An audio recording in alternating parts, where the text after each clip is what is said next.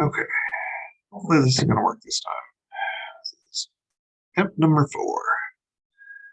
So I am sharing with you a little video slides that I created for backwards instruction or backwards design and anchored instruction, which is a model that I put together for a project a few years ago. And basically, I was trying to make something that would meet a client's needs for instructional design. And neither backwards design nor anchored instruction alone were going to meet it. Now, for both backwards design and anchored instruction, although more backwards design, it's historically been focused on K-12, although increasingly a lot of folks use backwards design in higher ed and corporate.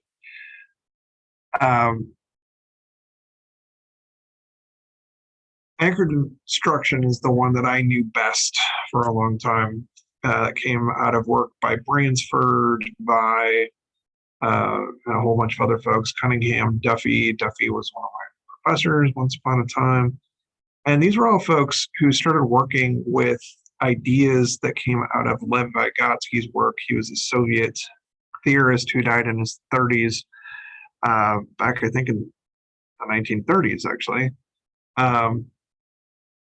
who was very focused on social learning. And at this time in the mid 80s, late 80s, early 90s, there was this group that has formed what is now commonly called the learning sciences. And they were using cognitive science, which, just keep in mind, we think of it as very common now, but cognitive science was pretty new back in the 80s. Most people's understandings of learning and psychology were still firmly rooted in behaviorist approaches. I had a class in the early 90s that was one of the earlier ones on more cognitive science at University of Detroit. And my degree that I pursued at Western Michigan was in behavioral statistics. And that was in 92, 93, 94 time period, because behaviorism was still pretty much the law of the land at that time. However, with Glasnost, that period with the Soviets, where ideas were increasingly being shared between the US and European countries and Russia, Soviet Union. In the 80s, some of these ideas by folks like Vygotsky were shared, or some people would say discovered, because we like to say we discovered things that have been around for hundreds, if not thousands of years.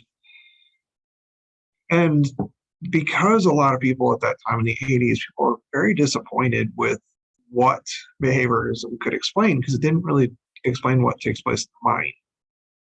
So they were looking for other models. And so cognitive psychology and cognitive science became a way of explaining attention, explaining visual nature of what we do when we learn, textual components, how we acquire information, all sorts of things that behaviorism didn't explain, because if you could not directly observe it from the outside, it didn't happen in the old behaviorist models.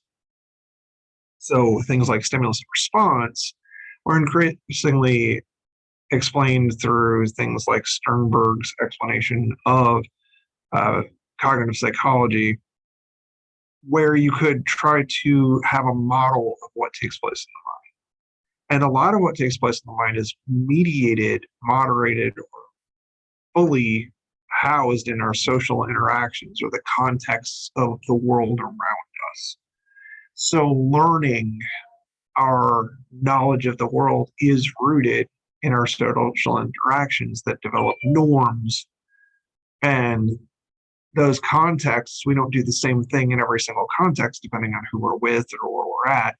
And you might start a fire in your fireplace at home, but you're not going to start a fire in high fire conditions out in the woods in the Western United States right now, because bad things would happen. So context becomes very important. Whereas with the behaviorists, the way that I understood it, as long as you use the right stimulus and response and chain them in the right order, reinforced things as often as you needed to, it didn't matter.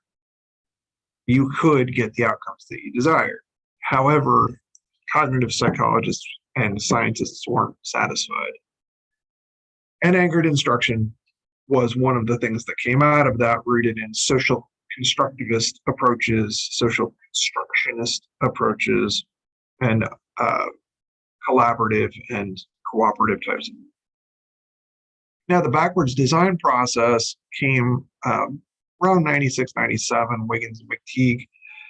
They wanted to flip the models that we were used to in instructional design. The ADDIE model always starts with analysis, then you design, then you develop, then you implement, then you evaluate.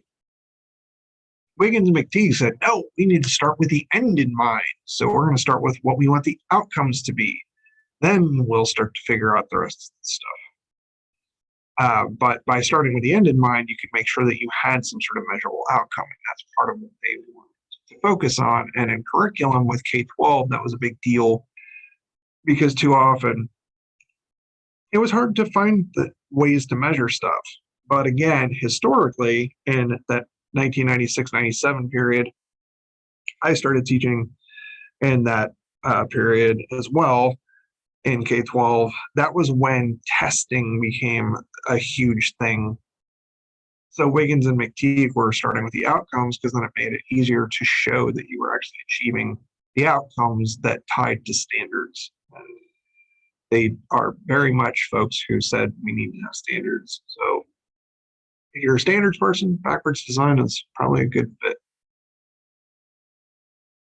So in terms of some of the pieces that I looked at, the first was Wiggins and McTighe, or McTighe and Wiggins 98 chapter on what is backwards design in the Understanding by Design book. So it's just a chapter that gives a simple explanation of the process and the Understanding by Design model. And again, focused on K-12 curriculum design. Process is identify the desired results, determine what acceptable evidence is that those results have been achieved, and plan the learning experiences and instruction. So what do I want to do? What tells me that they've achieved it? And then what are the students going to do? It's pretty simplistic. It's only 3 steps and not in a super amount of detail, so it can be challenging. There was also no research evidence shown that it works. However, if you look underneath the design process, they have more examples of how it would work in practice, and from my own teaching, they made sense. But with those big 3 steps, it can be illusory that it's a simple model. There's actually a whole lot more going on in there. And so that can be challenging. And the next one I looked at was the 2012 version to see if anything had been updated in that 14-15 year period since.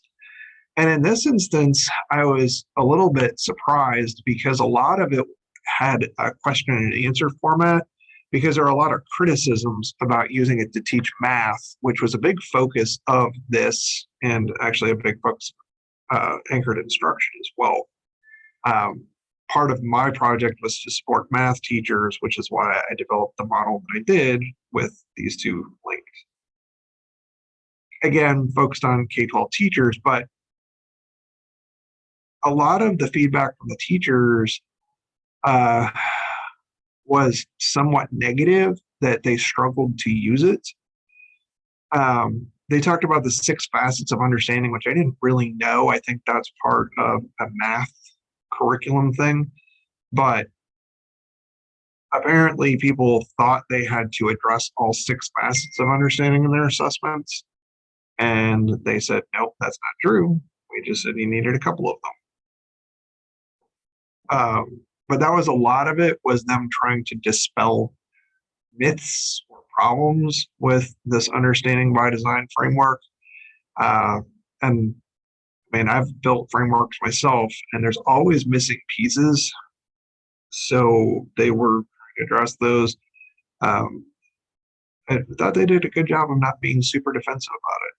And this was the ASCD. So it also clarified that application of backwards design in a couple of different models.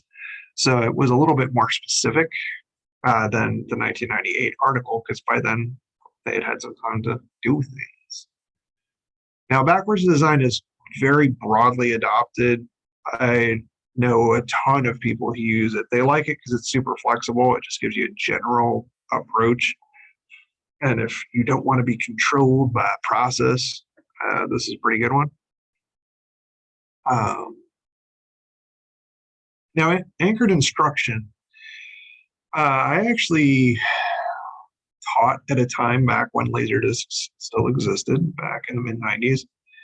And this group at Vanderbilt University, the Cognition and Technology Group, this was Daniel Schwartz, led by John Bransford, I think Nancy Vai, several other really famous learning scientists were all in a team together working back then. Many of them are now at Stanford or University of Washington. They all kind of went from East Coast to West Coast. But this article just really explained the core components of anchored instruction. There's a series of steps, which I'll get into a little bit later. And they explained the situated cognition theory. Now, this was a big piece that I felt was missing from backwards design, is there wasn't really a theoretical framework underpinning it. They have their own understanding, but it wasn't rooted as clearly in cognitive science or behaviorism or something else. Situated cognition was very much grounded in Vygotsky's work. A lot of the time they'll credit other folks, but if you go back to it, much of the work was really Vygotsky's, some Piaget, Bruner to some extent back in the 60s, 70s period. But again, this one was focused on curricular design with K-12 teachers. They had two products, Young Sherlock and the Jasper Woodbury series, the latter, which I was much more familiar with and had actually used a little bit when I was a teacher because I liked tech and it was fun to play with the laser discs. And basically what would happen is it would show a little movie of Jasper or young Sherlock explaining the situation that was facing them, and then would give them a problem to solve, and you would pause it, and the students would go off and work on it, usually in small teams. They would generate their solution. Usually it was a math problem. Jasper was always about to run out of fuel with his boat on the river. And students would come back and you would play the next segment and you would find out what the right answer was effectively. But it was always contextualized in some sort of a real world problem. And they also explained the short descriptions of the ethnographic research that they did with those two projects where they observed the students doing this stuff, and they found it to be pretty effective. So the next one, this is actually a piece that I wrote. Part of the reason to integrate this here is because the work that I plan to do with this semester is actually rooted in my own past work with Anytown. So I was inspired by Jasper Woodbury's types of learning experiences as I tried to build some of the earliest educational games that were built from the ground up using an instructional design model. And I wanted to bring together game principles and also problem-based learning, kind of social constructivist approach. I actually followed anchored instruction steps along with an ADDIE model structure over the top of it to just keep me in line with what I was doing. So the ADDIE part's not super advanced, but the problem-based learning, anchored instruction, and the game part is pretty advanced. Or at least it was for the time. Probably still is because I still have no idea what most people are doing in their designs because they don't tell me. But that's another story. So this article was the second piece after the initial piece that was a move towards PBL writing. That one explained the quantitative outcomes of the study from my dissertation.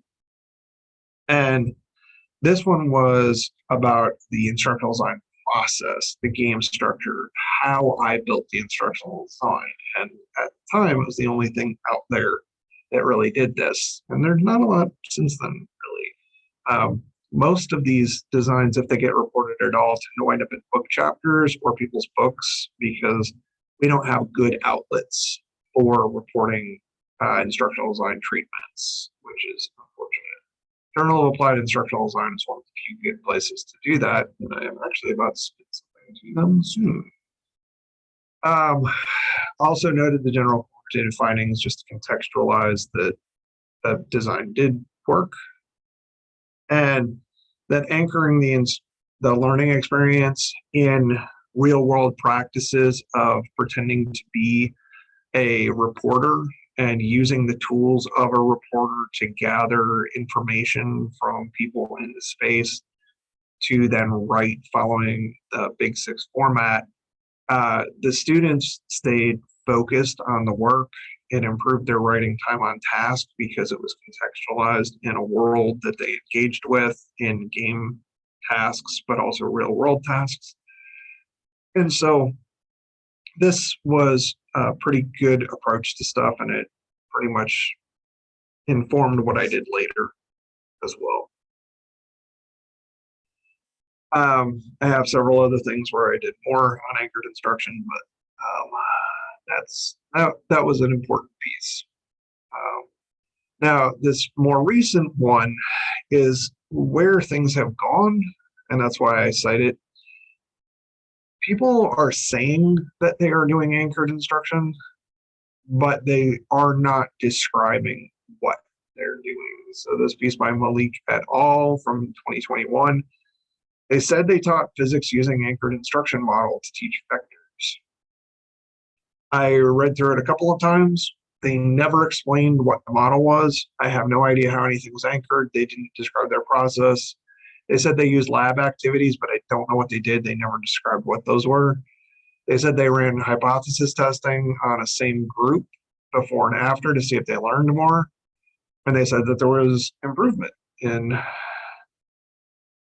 learning, but that could have to do with the anchored instruction, or it could have to do with some other confounding variable because I still don't understand what they did.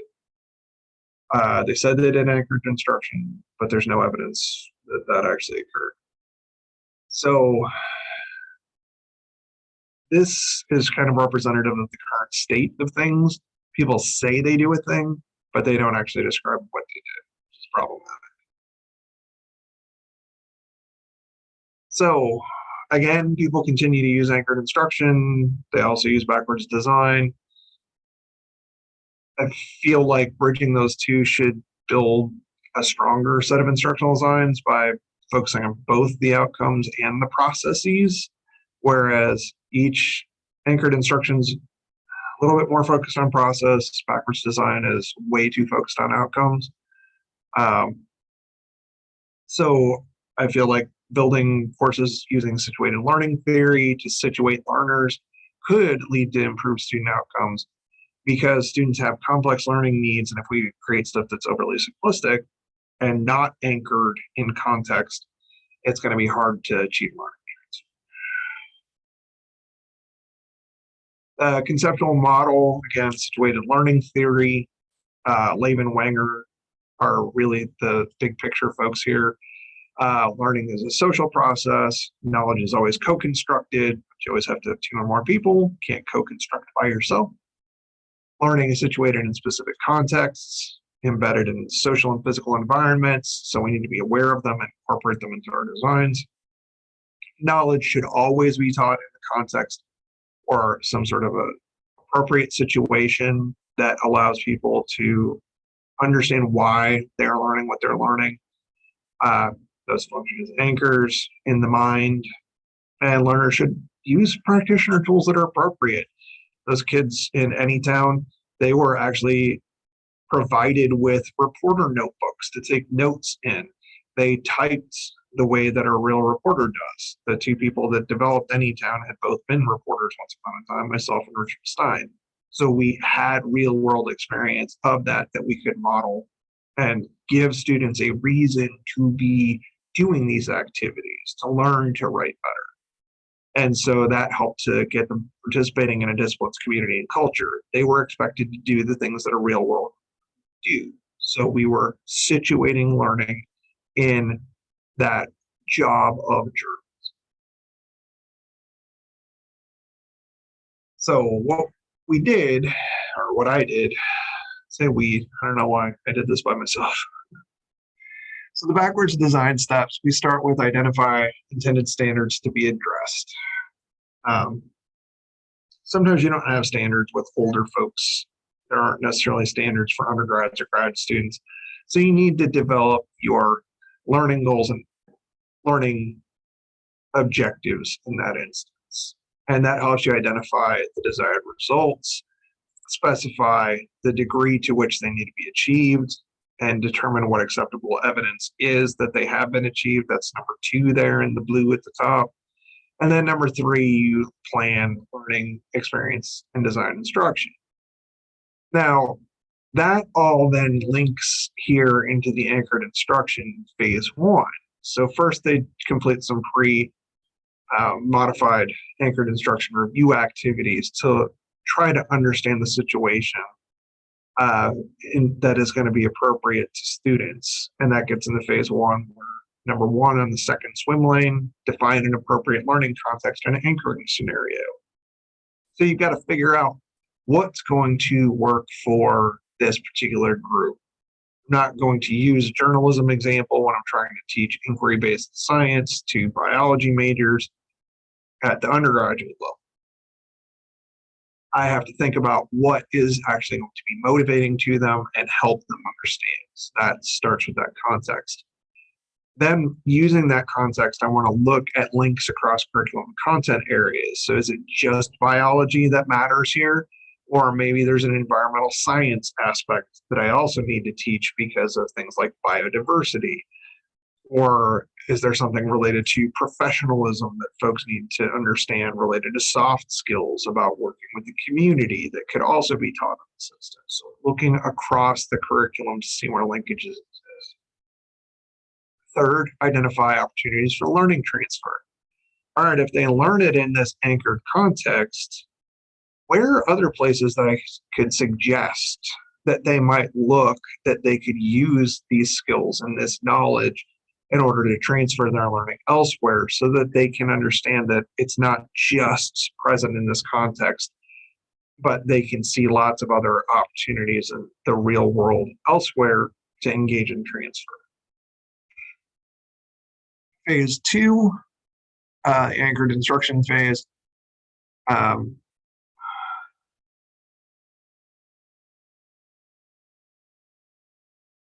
Determine needed just-in-time or additional direct instruction. So this is really where the scaffolding component comes in.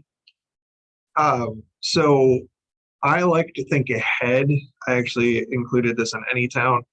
In the job aid, I would identify areas where students were likely to struggle and offer opportunities and additional resources, including direct instruction, additional lessons that could be taught in the classroom to help support students, or to just let the instructor know, hey, this is a point at which students might have trouble.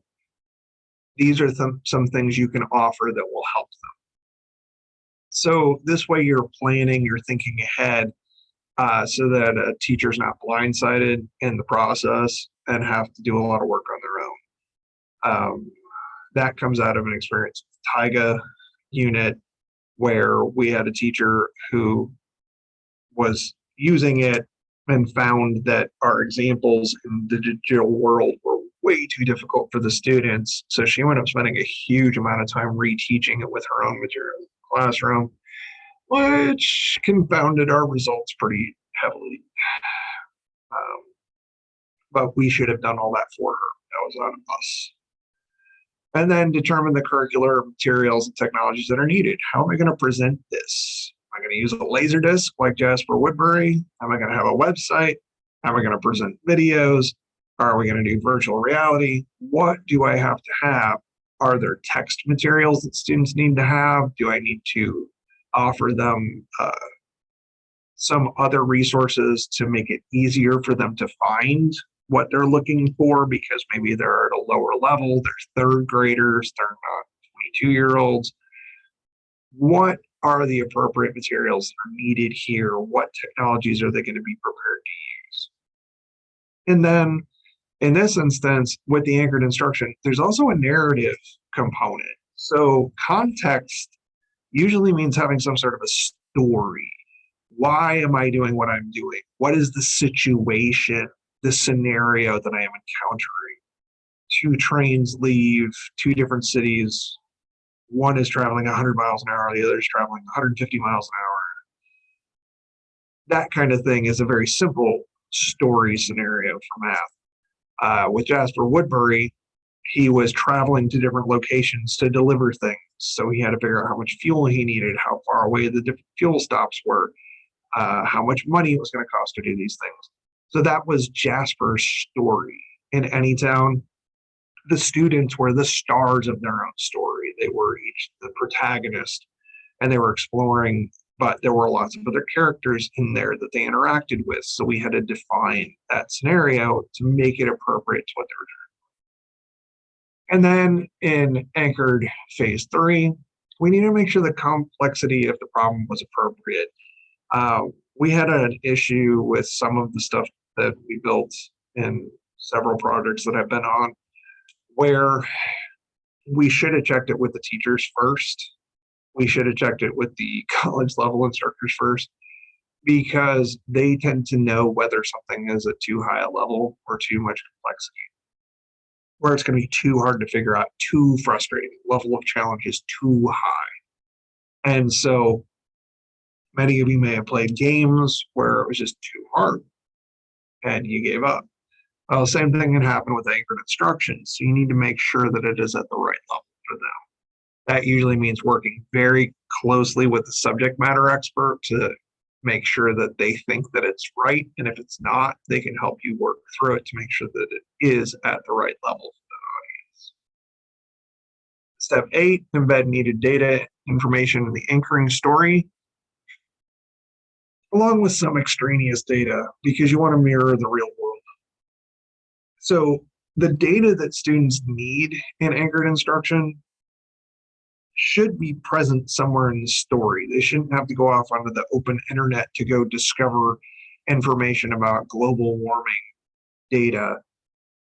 That should be provided in the system for them. So implementing instruction and assessing learning for products is going to be next. There may be some things that you have to actively teach in this space. And figuring out how you're going to assess student learning from the products of their learning is something that you can do on your own, or you can work with students based on what you agree to. So there's a lot of different things you have to figure out. If you just follow the first 3 steps of backwards design, identify desired results, determine acceptable evidence, plan the learning experience of instruction, that's really open-ended. And for me, that's kind of frustrating because I'm not 100% sure what I'm supposed to be doing. That's why adding these anchored instruction components and adding the context helps get the situated learning component in there and gives more clear steps for what it is that you're supposed to do to produce such a product.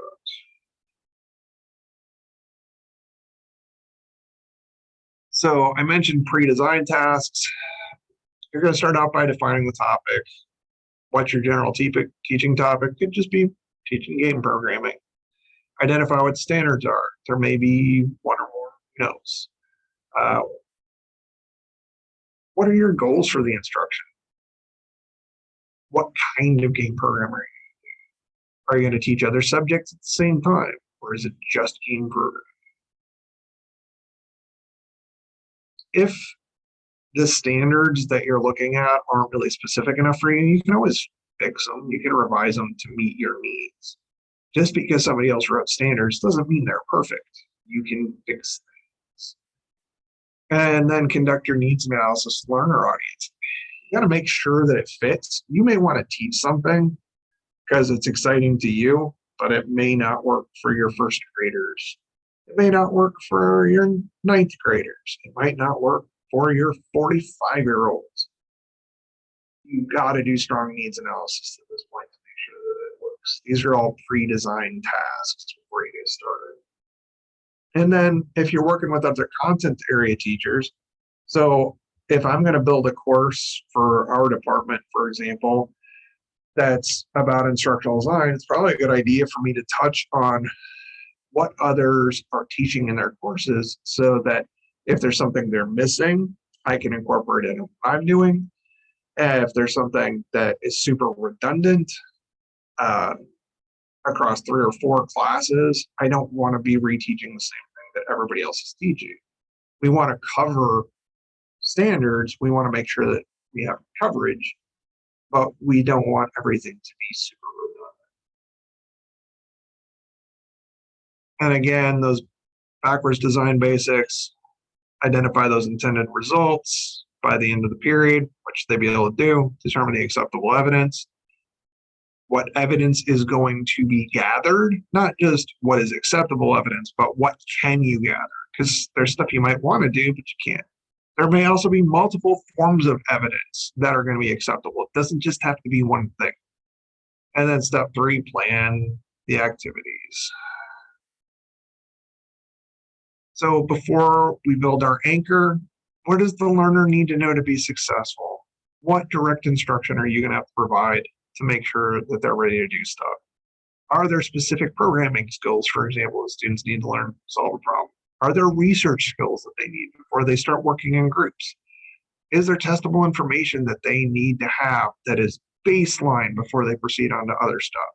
One of the biggest failures with social constructivism is that a lot of teachers, because of how it was written, didn't believe they needed to teach information and knowledge or skills first, that there needed to be a baseline. So anchored instruction being part of the social constructivist umbrella, we got to make sure that's all in there. So one example with Diary of Anne Frank, I used to teach this all the time with literature. One of the things that we wanted them to be able to do is make inferences. Some of that stuff's just not in the text, so you have to infer. What would be acceptable evidence? One type would be a learner can orally analyze text segments that are assigned to them. And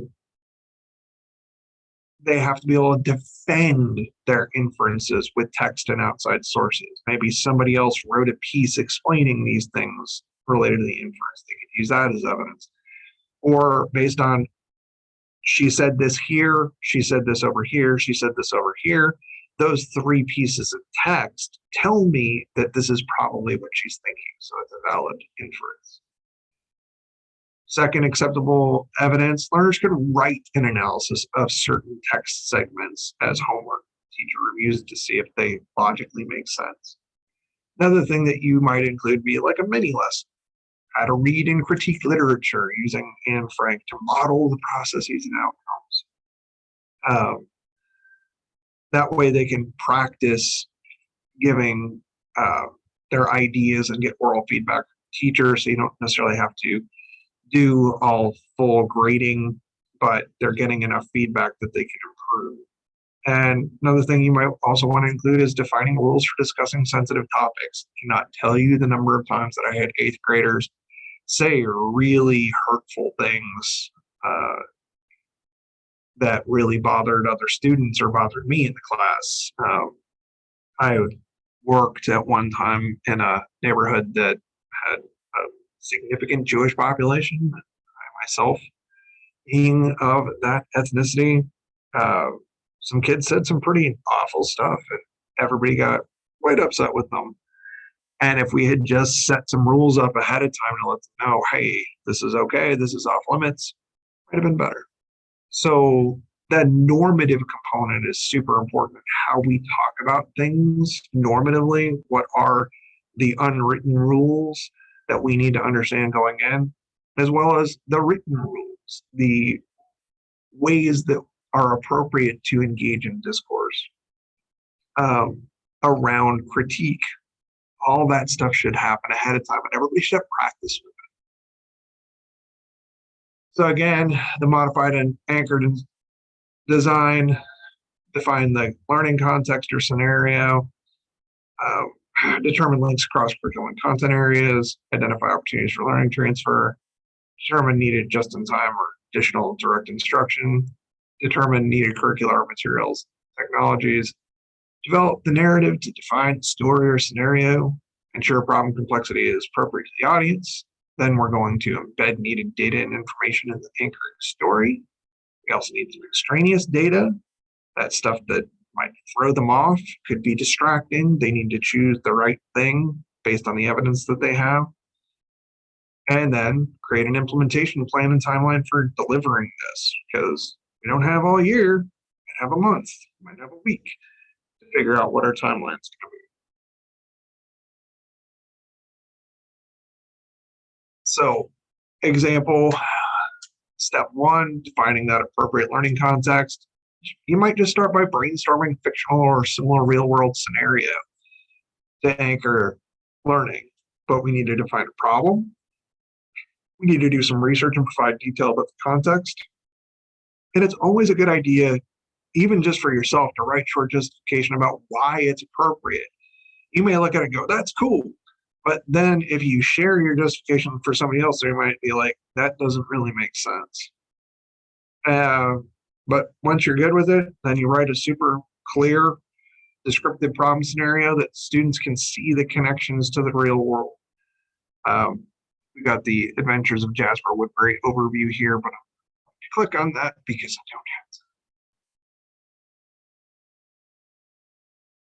And I know I'm going way longer than you are, but I wanted to get a little bit more in here for you so you can see what I'm talking about. And this is a much bigger instructional design for some reason. So step two, looking for links across curriculum and content. You're going to figure out all of the different areas, the domains that the problem touches on, because sometimes you might be teaching English related subject, and it also ties into social studies. It also ties into math, could tie into science. If you don't know it well enough, then you might need to work with somebody else who can help you develop direct instruction in another content area, because otherwise students can't understand the problem without that direct instruction. Nowadays, as opposed to the Laserdisc days, this could be something as simple as identifying a YouTube video where somebody explains a science concept that you want to explain much better than you could, and they have expertise. So we have a lot of options now that we didn't have once upon a time. Again, work with other folks if you can. This was focused on K-12, but I've got friends in every different kind of field now, and I could probably just go to someone and say, hey, do you have anything on this? And they can help me out. Use subject matter experts for what they're good for. They're brilliant. They know stuff. Let them help you. Step three, we identify those opportunities for learning transfer. Could be within your content area. Doesn't have to always go outside. If you're teaching computer science, could just be a computer science thing. But sometimes you may have a computer science thing that has broader real world considerations. Like recently we have the, is this AI sentient? Well, that has philosophical connotations. It has ethical connotations and all sorts of other stuff. So it could have transfer to other content areas. Sometimes it could just be between different content area tasks. Often we'll give somebody something fairly simple within a particular domain, a particular concept, and then we broaden out to other tasks that use that initial knowledge that they learned from the first thing, which is great. But again, it can go from local context to smaller ones that they should recognize as being similar, or larger contexts where they should be able to apply the lesson or the new knowledge to a whole different space. So let's say, I know this is a sad thing to think about, but the extinction of a large animal like the rhino. Well, many of the reasons that the rhino is going or has gone extinct are the same reason that elephants are going or have gone extinct. So the transfer that students see if they learn about the rhino when they see a story in another space about elephants, they should recognize that what they learned in one space should transfer to the other. Sometimes you have to give a little prodding with the younger kids. Hopefully the older folks will recognize it more quickly. Step 4, again, opportunities for scaffolding. Where are they going to have problems? I had a whole thing called the designed frustration point, where I knew that they needed to come into conflict with some ideas or some challenge in a particular space, but rather than just going, hey, teacher, this is going to happen and I'm not going to tell you about it, I wanted them to know this was designed. This is a common challenge for reporters. I want them to experience this. I know it's going to be problematic. Here are additional resources and scaffolds that you can provide to them, and even a lesson that you can use to teach about it. So I'm not just leaving them on their own.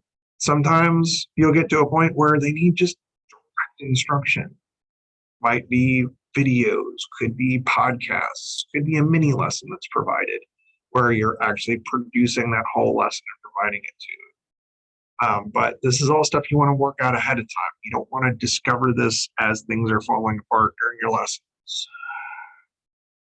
Step 5, again, what technologies are going to most effectively do this? This is our field, learning technologies. How are these going to integrate with what I have? Are these appropriate for my students? Is there training the students are going to need? Is there training I need to use it? What are the online materials or other materials that can be used to support the problem scenario? What materials do I have to figure out? What do I have to build?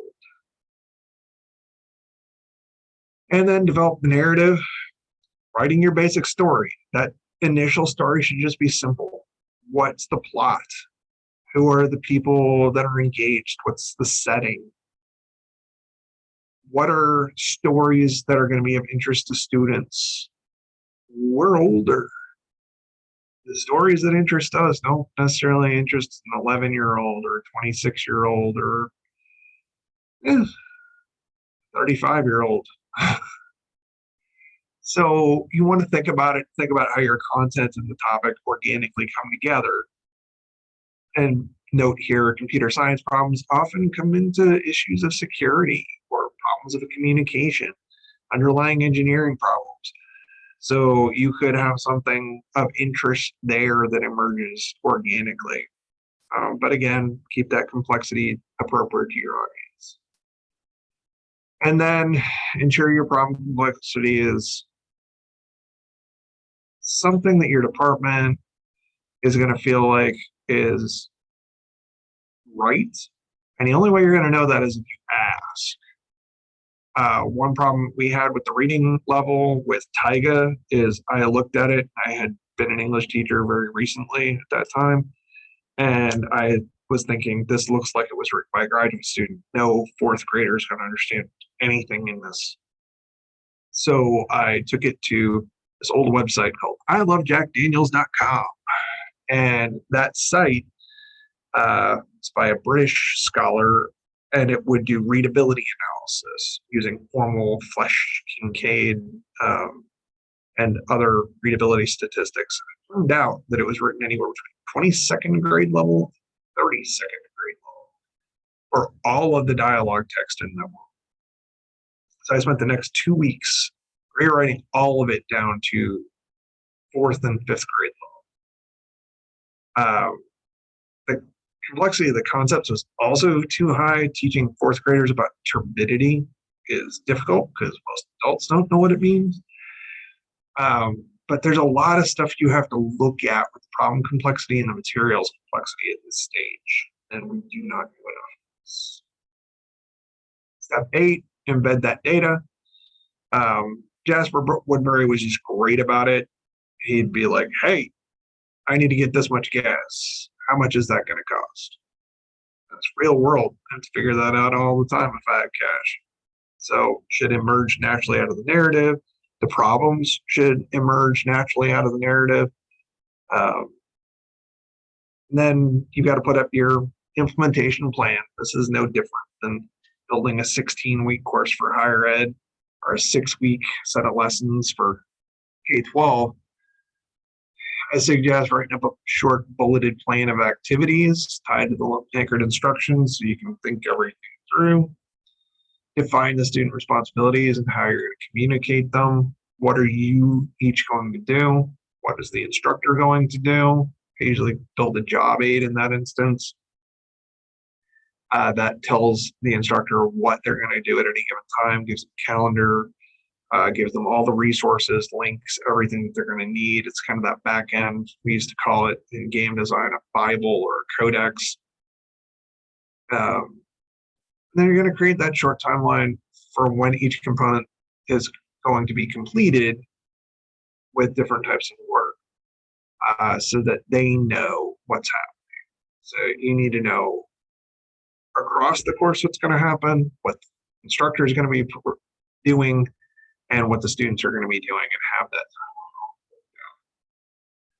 And then put it all together, plan your lessons, integrate direct instruction where it's needed, populate needed digital and other resources in Moodle, create a podcast, video, or other digital materials to introduce your narrative.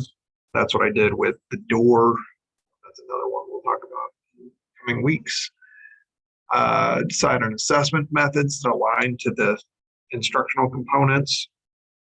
Share your curriculum with peers for feedback. It's always a good idea to get other sets of eyes on things first. And then revise your curriculum based on feedback and write corrections successfully. So this is a big model.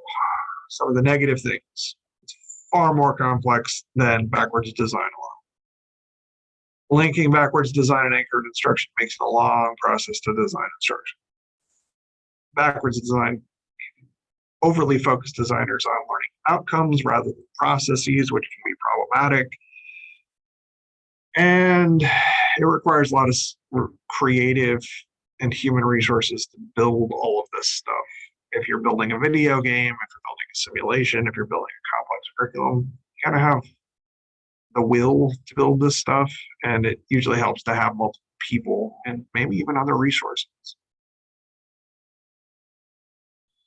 So the process model, positive things, it's more discrete and has more complex designers to follow. So you have a better sense of what you're supposed to be doing and when in following the model. The anchors provide transfer in a little better way than other types of things between the learning contexts that you've presented and those where the learners need to apply it, which backwards design doesn't really consider. Hard scaffolds. This is a concept, hard and soft scaffolds, that Tom Brush and John Say came up with back in the day. Can be built into the narrative anchors. That way they have the resources before they hit a problem, but also providing that job aid guidance for the soft scaffolds to teachers can help them be ready before the potential challenge arrives, so that they're not on their own. They don't have to figure out everything else on their own, and it helps support people using your instructional design in the way that you intended it, rather than doing weird stuff. By weird stuff, I mean sometimes people will violate the intention of your design in a way that makes it not work because they don't understand how it's supposed to. And then it's also rooted in coherent learning theory, which being able to say this works this way, and that's why I designed this way, helps you a lot because you have something to rely on. And then if something positive happens, you can say that happened because of this principle that was explained by cognitive science, or this was explained by situated learning, which I have been explaining all the way through in different bits and pieces, because all of this anchored instruction stuff is an attempt to situate learning in real world authentic contexts. Further, the students are expected to engage in real world work, which is another component of situated learning. And that should embed the knowledge much more clearly in their minds because it is embodied through their practice experience. That is another thing we talk about in the future based on some stuff that I wrote a while ago.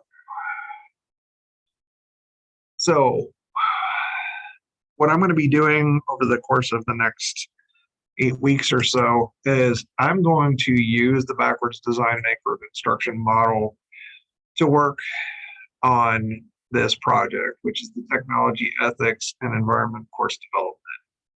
And so some of the learning outcomes, I want to build something where students can practice ethical thinking about technology choices.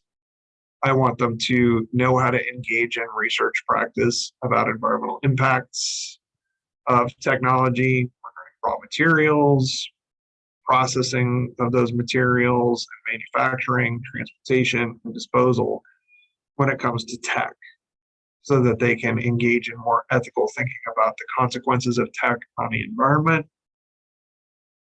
I want them to be able to discriminate between clear benefits of technology and supportive learning versus those where it's proselytized and people propose that technology will benefit learning, but there's no actual research evidence of it, so that they can make better informed choices and say, hey, do I really need another 30 Chromebooks, or can I just have this group of kids trade two and do things in groups? That might be better for the environment. And explore different worldviews regarding technology and the environment that come from different current and historical cultures. So part of my development goal is build a theory-based curriculum model to support the creation of a full graduate course centered on ethics, theories, technology, and environmental ethics, technology and ethics, environmental ethics, and base environmental engineering research principles to anchor the current state of the world in the context of consequences of using, developing, and consuming technologies for business, learning, entertainment, agriculture, and other purposes. That development goal is huge. But the other one that's supposed to be a B there is I also want to build a MOOC that introduces people to these concepts in a simpler way to get people oriented to it. And that's something that I'll do for the LTIC 6040 course. And then theories. So the theories that are informing this include indigenous worldviews of environmental systems, ecological and environmental systems, different ethics perspectives, technology use theories, and of course, situated. So, got a bunch of references. McTighe should have a capital T, but it doesn't. So this is basically what I expect for this first thing. It does not have to be this long, but this is as complete as I could make it. You do not need to include an example outcome. I just wanted to share it with you so I could preview where things are. But overall, I hope this was helpful, and I hope you have a great week, and I will see you next week.